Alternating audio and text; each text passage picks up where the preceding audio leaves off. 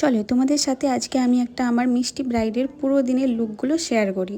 তো আমার বাড়ি থেকে ব্রাইডের লোকেশন ছিল 20 কিলোমিটার, তো সেই জন্য আমরা খুব সকাল সকালই ব্রাইডের লোকেশনে পৌঁছে যাই। তো ওখানে পৌঁছে সবার প্রথমে আমরা ব্রাইডের প্রথম লুক বৃদ্ধির লুক শুরু করি। বৃদ্ধির লুক কমপ্লিট করার পর ও বেরিয়ে গিয়েছিল আউটডোর শ্যুটে, তো আমরাও পিছু পিছু চলে গিয়েছিলাম ওর।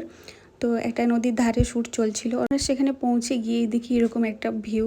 তো আমরা কিছুটা ক্লিপ নিয়ে নিলাম। ওইখানে সবাই স্নান করছিল নদীতে। তারপর ব্রাইডের আউটডোর শ্যুট চলছিল, ওর শ্যুটের মাঝে কিছু কিছু ক্লিপ আমিও নিয়ে নিলাম। আমার এই ব্রাইডের বৃদ্ধির লুকটা কেমন লাগছে তোমাদের, তোমরা সবাই কিন্তু কমেন্ট করে জানিও। তারপর আমরা ওকে ওর মতো ছেড়ে দিয়েছিলাম শ্যুট করার জন্য। ওর শ্যুট হয়ে যাওয়ার পর ও চলে আসে। নেক্সট লুক ছিল ওর গায়ে হলুদ। ও কিন্তু গায়ে হলুদে বসেছিল প্রায় 5:30 এরকম। তো এটা কিন্তু আমি আবার নতুন লুক করিনি, সকালের যেই মেকআপ ছিল বৃদ্ধির সেই মেকআপই, কেন কি ওর নতুন করে লুক করার মতো আবার সময় ছিল না আমাদের কাছে। তো আমরা টাচ আপও করিনি, ওর যেমন লুক ছিল সকালের সেম লুকেই বসে গিয়েছিল।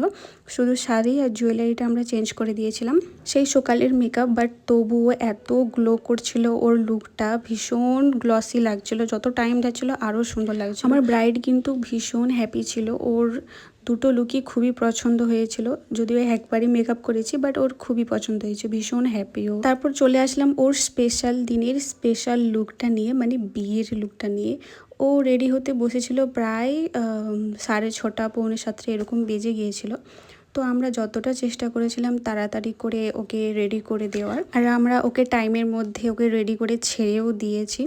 ওর কিন্তু ভীষণ ভালো লেগেছিলো লুক, এমনকি ওইখানে আমি এত কমপ্লিমেন্ট পেয়েছিলাম, সবাই কিন্তু খুবই হ্যাপি ছিল, ওর ফ্যামিলির সবাই। তো তোমরা সবাই কমেন্ট করে কিন্তু জানিও যে তোমাদের কোন লুকটা বেশি ভালো লেগেছে, বিয়ের লুকটা নাকি বৃদ্ধি আর গায়ে হলুদের লুকটা, কোনটা বেশি ভালো লেগেছে।